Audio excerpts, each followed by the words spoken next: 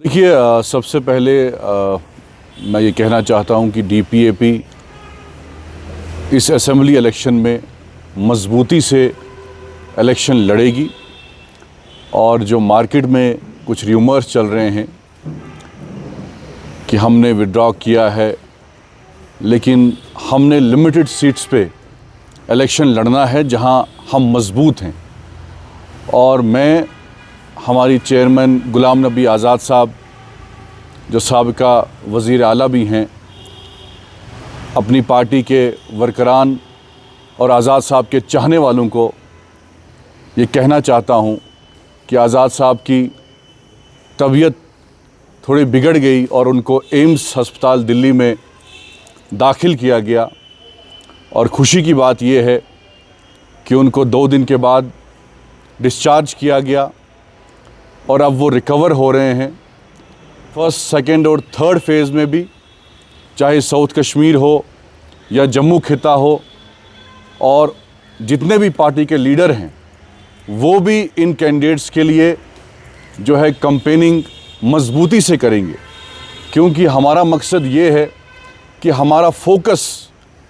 आज़ाद साहब की पहचान यही है, उनका मैनिफेस्टो यही है कि हमने डेवलपमेंट करनी, अमन लाना है और प्रोग्रेस करनी है। तो इसलिए हमारे जो कैंडिडेट्स होंगे उनका भी यही मकसद होगा और मंशूर होगा कि हमने आवाम की खिदमत करनी है और इस मुसीबत से उनको बाहर निकालना है। जैसे आपने देखा, जब आज़ाद साहब जो हैं मेंबर पार्लियामेंट थे, एलओपी थे, तो अगर 370 की किसी ने वकालत पार्लियामेंट में की, पार्लियामेंट की दीवारें अगर किसी ने हिलाई, वो गुलाम नबी आज़ाद साहब थे। आज पार्लियामेंट में सन्नाटा है,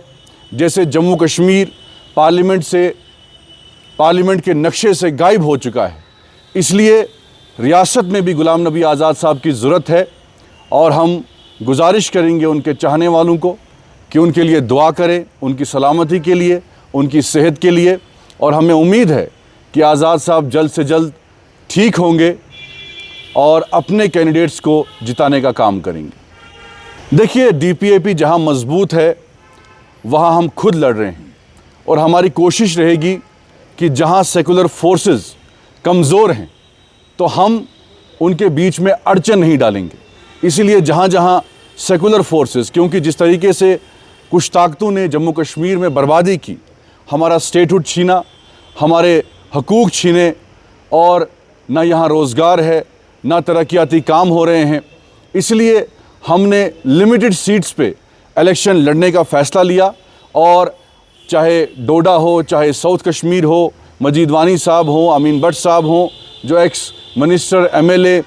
सलीम परे साहब, और कई कैंडिडेट्स आज कैंपेनिंग कर रहे हैं। और इस फेज़ के आखिर लम्हे में आज़ाद साहब खुद उनके लिए कैंपेनिंग करेंगे। कभी भी झूठ की बुनियाद पे सियासत नहीं करनी। आज़ाद साहब का यही एक पहचान है पूरे हिंदुस्तान में कि उन्होंने जो बात दिल्ली में की वही जम्मू कश्मीर में की। और हमारा सबसे बड़ा मैनिफेस्टो गुलाम नबी आज़ाद साहब खुद हैं, क्योंकि उन्होंने कभी झूठ नहीं कहा। जिस तरीके से उन्होंने काम किए, चाहे डिस्ट्रिक्ट्स बनाए, चाहे न्याबतें बनाई, तहसील बनाए, हॉस्पिटल्स बनाए, मेडिकल कॉलेज बनाए, एम्स बनाए, रोज़गार दिया, डिस्ट्रिक्ट्स बनाए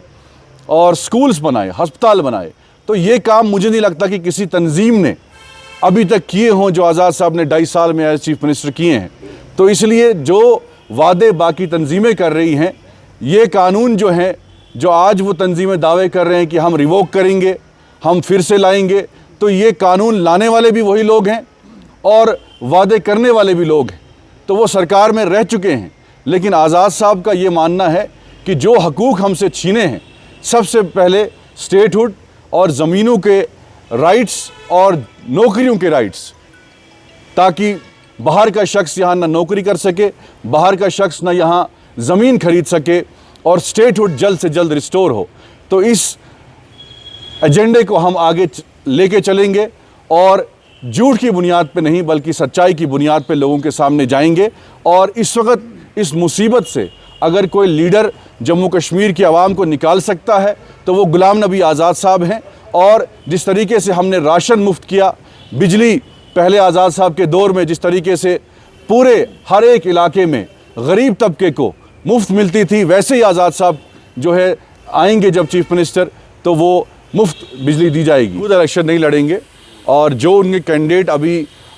20 से 25 मुझे लगता है कि 1-2 दिन में फाइनलाइज होंगे और ऑलरेडी एक लिस्ट हमने जो है रिलीज़ की है, उनके लिए आज़ाद साहब जो हैं कैंपेनिंग करेंगे और पूरी तंजीम उनके लिए कैंपेनिंग करेगी। ये उनका इरादा था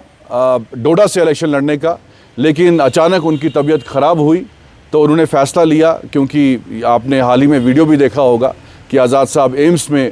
जो है एडमिट थे, तो फैमिली और पार्टी के लीडरान ने भी उनको सजेस्ट किया कि आपको खुद कैंपेनिंग नहीं करनी चाहिए, इसलिए वो बाकी लीडरान के लिए कैंपेनिंग करेंगे और इंशाल्लाह अगली बार मौका मिला तो वो खुद भी लड़ेंगे।